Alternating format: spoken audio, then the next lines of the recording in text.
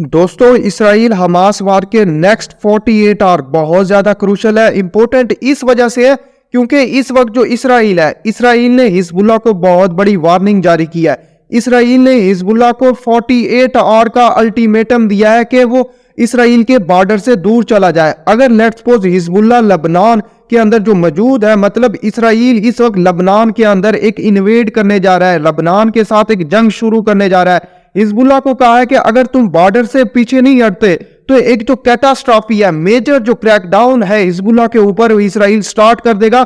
मतलब इस वक्त इसराइल लबनान के साथ एक जंग स्टार्ट करने जा रहा है। पहले क्या हुआ था, एक हफ्ता पहले जो इसराइल के प्राइम मिनिस्टर हैं बेंजामिन नेतन्याहू, उन्होंने एक वार्निंग जारी की थी बैरूत को। बैरूत इस वक्त क्या है, लेबनान का कैपिटल है। ये हमेशा लाजमी याद रखिएगा, कैपिटल किस कंट्री का क्या है। जैसे कि पाकिस्तान का कैपिटल इस्लामाबाद है, इसी तरह बैरूत लेबनान का कैपिटल है। उसको कहा था if Hezbollah enter wars Netanyahu threaten to devastate Beirut. Beirut को कहा था कि तुम्हें मैं गजा की तरह, जैसे गजा को इसराइल ने तबाह किया है, उसी तरह गजा और खान यूनिस के अंदर तब्दील कर दूंगा अगर हिजबुल्लाह वार के अंदर इंटर होता है। लेकिन इस वक्त क्या है, हिजबुल्लाह को क्लियर वार्निंग दे रहा है कि बॉर्डर से पीछे हट जाओ, लेकिन जो वार है वो एस्केलेट होने वाली है। इस वक्त जो हसन नसरुल्लाह है, हसन नसरुल्लाह, आप ये आदमी याद रखिएगा, हसन नसरुल्लाह इस वक्त हिजबुल्लाह के सेक्रेटरी जनरल है। आप क्लियरली ये देख सकते हैं। इन दो आदमियों को तो आप क्लियरली जानते होंगे ये कौन है। इनका जो इंट्रोडक्शन है वो मैं नहीं करवाऊंगा। हिजबुल्लाह के जो सेक्रेटरी जनरल है हसन नसरुल्लाह, उसने क्या कहा, इस वक्त जो लेबनान के अंदर इसराइल ने एयर स्ट्राइक किया तो इन रिटर्न जो हसन नसरुल्लाह है उन्होंने ट्वीट करके क्या बताया, We will respond with new qualitative strikes whether in the nature of the weapon used for or the target sites। मतलब जो जंग है, जो एस्केलेशन है वार की, वो क्लियरली नजर आ रही है। इस वक्त जो फ्यूचर के अंदर इसराइल और लबनान की जो क्लियरिफिकेशन है वो इन चीजों से नजर आ रही है। और फ्यूचर के अंदर जो नेक्स्ट 48 आवर्स हैं वो बहुत ज्यादा क्रूशल है। मैं आपको मैप के जरिए भी दिखाऊंगा क्या फ्यूचर के अंदर पॉसिबिलिटी है और जो हसन नसरुल्लाह है ये क्या कर सकता है फ्यूचर के अंदर इसराइल के साथ। इसी तरह का एक वाकया इसराइल और लबनान के दरमियान 2006 के अंदर हुआ। 2006 की जो इसराइल लबनान वार है वो बहुत ज्यादा इंपॉर्टेंट है। इस वार के अंदर इसराइल और लबनान के आपस में बहुत ज्यादा क्लैश हुए। अल्टीमेटली जो लबनान है उसके अंदर यूनाइटेड नेशन सिक्योरिटी काउंसिल ने एक सीज फायर करवाया, जंग बंदी करवाई। लेकिन जो हसन नसरुल्लाह उस वक्त भी सेक्रेटरी जनरल थे, ये जो दो मरकावा टैंक है 2006 के अंदर हिजबुल्लाह ने इसराइल के तबाह किए।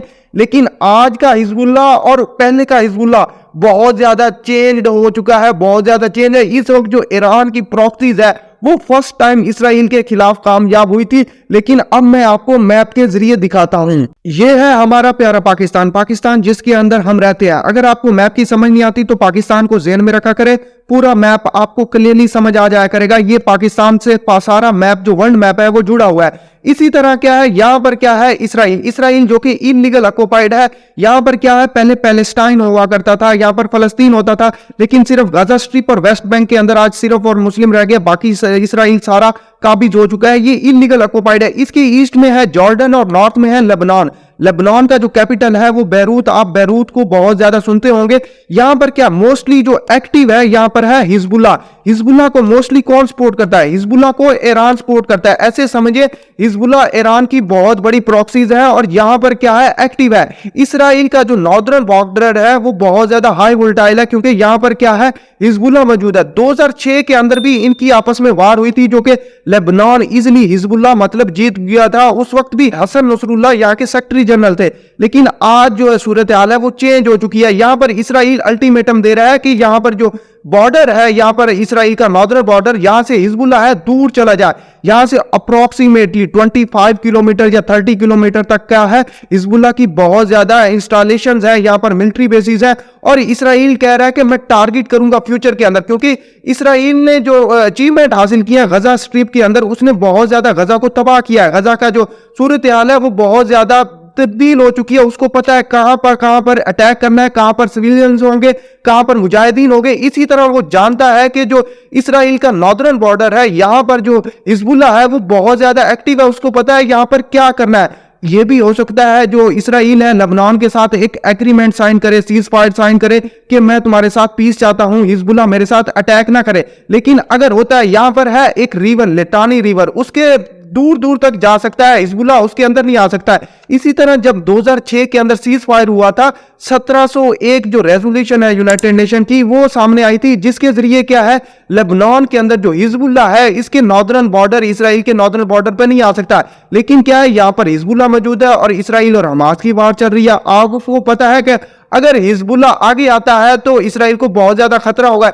इसी वजह से जो इसराइल है लेबनान को कह रहा है जो 1701 जो रेजोल्यूशन है यूनाइटेड नेशन की उसको फॉलो करो। यहां पर हिजबुल्लाह जो कि एक ग्रुप है उसके पास बहुत ज्यादा वेपन है, वो यहां पर ना आए। तो ऐसे समझो फ्यूचर जो है नेक्स्ट 48 आवर्स का वो अनप्रेडिक्टेबल है, क्या होना है क्या नहीं होना है, इसराइल क्या जवाब देगा लेबनान के अंदर हिजबुल्लाह को, वो देखते ही रहेंगे। क्या फ्यूचर के अंदर जो गजा और इसराइल की वार है वो स्टॉप होगी या नहीं होगी? अगर नहीं होती तो वार एस्केलेट होगी। और आपको बता दूं, इसराइल 4 फ्रंट वार नहीं खोल सकता। एक तो इसराइल गजा के अंदर मसरूफ है, दूसरा इसराइल लेबनान के अंदर हिजबुल्लाह के ऊपर बहुत ज्यादा मैसिव स्केल में वार शुरू नहीं कर सकता, और दूसरा जो यमन है, यहां पर यमन भी एक्टिव है, रेड सी में बहुत ज्यादा अटैक कर रहा है। इसी तरह यूएसए ने इसराइल की सपोर्ट करने के लिए एक टास्क फोर्स बनाई है यमन के लिए रेड सी के अंदर, जिसके अंदर पाकिस्तान भी शामिल है, टर्की भी शामिल है। इसके बारे में एक अपडेटेड बहुत ज्यादा इंफॉर्मेटिव वीडियो लेके आऊंगा कल, आपको उसमें बहुत ज्यादा इंफॉर्मेशन मिलेगी। अगर पाकिस्तान उस टास्क फोर्स के अंदर है जो कि यमन को नुकसान पहुंचाएगी, क्योंकि यमन इस वक्त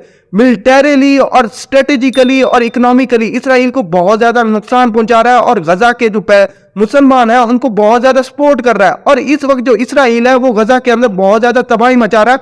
आपको सारे स्टैटिक्स देखने होंगे, सारे एनालिटिक्स पढ़ने होंगे, आपको इंफॉर्मेशन मिलने चाहिए, और वो इंफॉर्मेशन सिर्फ मास्टर हर रोज ही आपको देगा। और इस वीडियो को लाजमी लाइक कीजिएगा। इसराइल लेबनान के साथ एक तो सेकंड फ्रंट वार नहीं खोल सकता, दूसरा इसराइली डिफेंस फोर्सेस इस वक्त गजा के अंदर बहुत ज्यादा बिजी है, क्योंकि उनकी डिफेंस फोर्सेस ने क्या क्या है, 2024 will be a year of combat, मतलब 2024 लड़ाइयों का सार है। इसराइल की जो डिफेंस फोर्सेस है, सारी की सारी आर्मी, सारी की सारी एयरफोर्स, सारी की सारी जितने भी मिलिट्री पर्सनल्स हैं वो गजा के अंदर इन्वॉल्व होंगे, गजा के अंदर बिजी होंगे। दूसरे उनके जो रिजर्विस्ट है, जो रिजर्व आर्मी है, वो चाहिए वार को कैरी करने के लिए, क्योंकि इसी वजह से गजा के अंदर वार रखी हुई है। तो लेबनान के अंदर वार स्टार्ट नहीं कर सकता, इसराइल 4 फ्रंट वार स्टार्ट कर देगा। क्योंकि इस वक्त जो अगर मुसलमान डिवाइडेड रहे, डिवाइड एंड रूल का जो रूल है वो अप्लाई होता रहा, तो इसराइल कामयाबी हासिल करता रहेगा, चाहे वो 4 फ्रंट वार भी हासिल कर सके। क्योंकि आपको मैंने बताया कि मैं अपडेटेड वीडियो के अंदर पाकिस्तान का जो किरदार है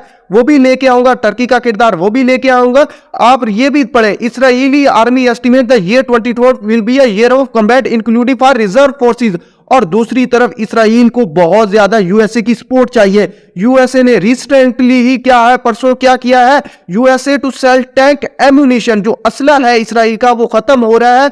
इसराइल को यूएसए की तरफ से बहुत ज्यादा वेपनरी आ रही है। इवन के जो बाइडन जो इस वक्त है अमेरिका के प्रेसिडेंट, उसको भी बहुत ज्यादा क्रिटिसिज्म आवाम की तरफ फेस करना शुरू पड़ रहा है। और इस वक्त जो गजा के अंदर जो बमबारी हो रही है, अप्रोक्सीमेटली 22,000 जो बम्स है वो गजा के अंदर बरसाए जा चुके हैं, जो कि हिरोशिमा के अंदर जो एटॉमिक बम बरसाया गया था उससे भी ज्यादा है। इस वक्त इसराइल की इकोनॉमी, इसराइल की जो डिफेंस फोर्सेज है उनको बहुत ज्यादा परेशानी फेस करना पड़ी है, क्योंकि एक तो उनकी इकोनॉमी नीचे जा रही है, दूसरा उनके पास इतना ज्यादा एम्यूनिशन नहीं है। और यूएसए की जो सपोर्ट है मिलिटरीली, फाइनेंशियली, और मिलिटरीली तो बहुत ज्यादा चाहिए, फाइनेंशियली भी बहुत ज्यादा चाहिए। इसी वजह से यूएसए इसराइल को सपोर्ट करा। अगर 4 फ्रंट वार होती है लेबनान के साथ, यमन के साथ, तो इसराइल बहुत ज्यादा मर्ज हो जाएगा, बहुत ज्यादा फंस जाएगा। और 2024 जो है वो इवन के दुनिया की इकोनॉमी के लिए भी वर्सन होगा अगर जो गजा और इसराइल की वार बढ़ती है। क्योंकि इस वक्त जो मुसलमान है वो गजा को सपोर्ट कर रहे हैं, इवन के नॉन मुस्लिम्स भी गजा को सपोर्ट कर रहे हैं। आप किसके साथ है? क्वेश्चन ये है, आप किसके साथ है? अगर आप गजा और पैलेस्टाइन के साथ है, नीचे कमेंट बॉक्स में लाजमी फ्री पैलेस्टाइन का एक कमेंट लिखे, और इस वीडियो को लाजमी लाइक करिएगा, और इस वीडियो को लाजमी अपने दोस्तों के साथ शेयर कीजिएगा, और अपना जो ओपिनियन है वो लाजमी दीजिएगा। और इस वीडियो को और इस चैनल को बहुत ज्यादा सब्सक्राइब करें, आपको बहुत ज्यादा इंफॉर्मेशन मिलती रहेगी। हमारे साथ जुड़ रहे, keep watching, stay tuned with us. मेरा ब्लेस यू, अल्लाह हाफिज।